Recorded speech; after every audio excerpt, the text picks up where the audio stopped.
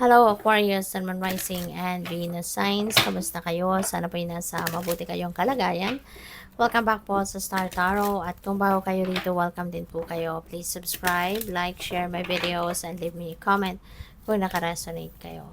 So, first message ninyo, Aquarius, Spirit Animal. Sabi dito, thank you, Animal Kingdom, for blessing my path with love. Ayan. So, siguro, meron kayong mga pets, no? Or baka kayo ay nagtatrabaho na you're surrounded with animals, maybe nasa shelter din kayo, you are volunteering, mga ganun, you're surrounded with animals. And with all of that, ramdam ninyo yung pagmamahal, no, ng isang animal. Maaari din na yung pet ninyo din, baka mahal na mahal din kayo ng pet ninyo, no? So, what else? We have Speak Your Truth. Archangel Gabriel. Thank you, Gabriel, for helping me to speak with integrity. So, nandito din, no? Sa presensya ni Archangel Gabriel, tinutulungan kayo to speak your truth, no? Na magkaroon kayo ng lakas ng loob na magsalita, sabihin kung ano ang totoo mong nararamdaman, totoong laman ng isipan mo. Make sure that you are speaking the truth. You are expressing the truth that lies within you. Okay? Spiritual abundance, you are very lucky, you are very blessed.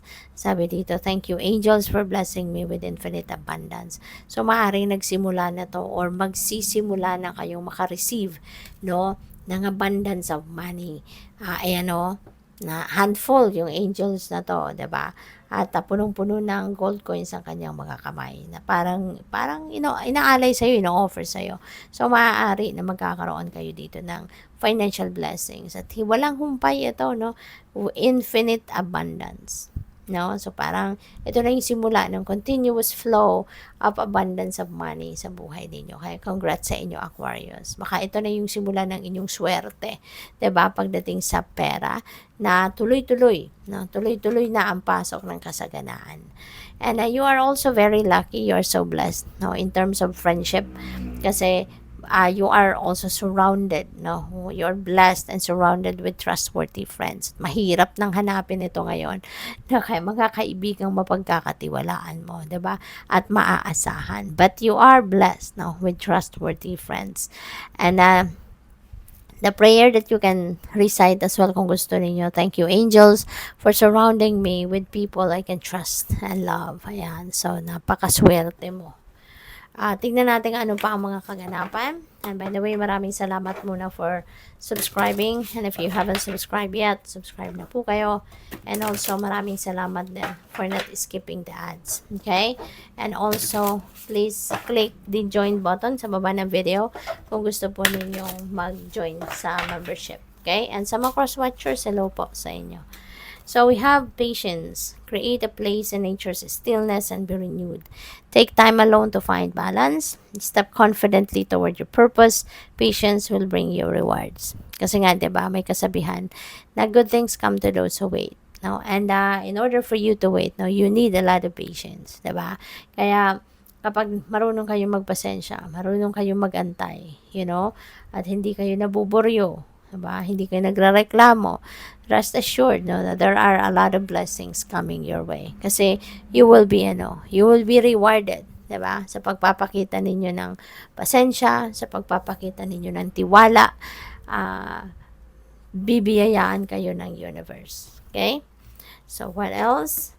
We have authentic, reach out to your tribe in times of need. Family gives you strength when you face the storm. That's very true. 'Di ba? Kasi ideally yung pamilya natin ay yun ang sandalan natin, yun ang takbuhan natin, yun ang shelter natin, hindi ba? In times of troubles, in times of problems, in times of storm sa buhay natin, 'di ba? Kadalasan yung pamilya ng takbuhan natin. Although may mga exceptions naman, 'di ba? May mga exceptions. Meron namang mga pamilya na hindi mo matakbuhan.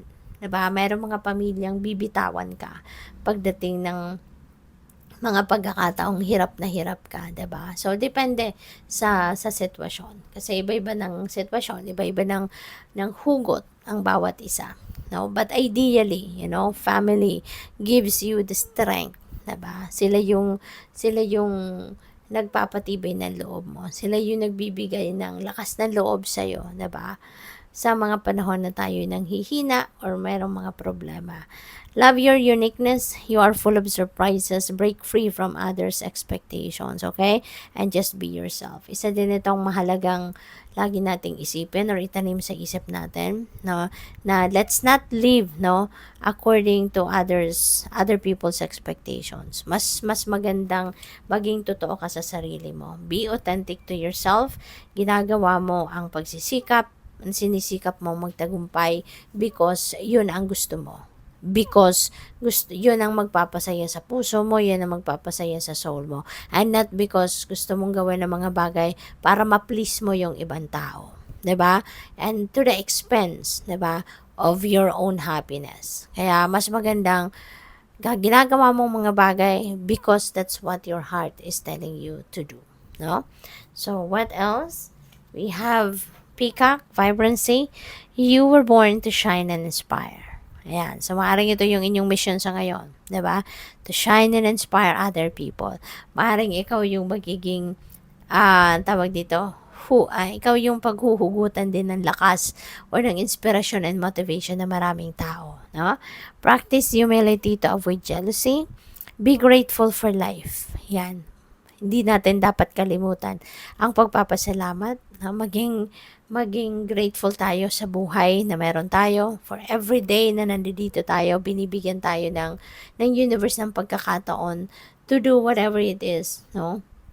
That we need to do para maging masaya tayo, makapagsilbi tayo sa maraming tao, yung ganon. And more good things will come. See? Yun ang premyo sa iyo. Yun ang premyo sa atin, no?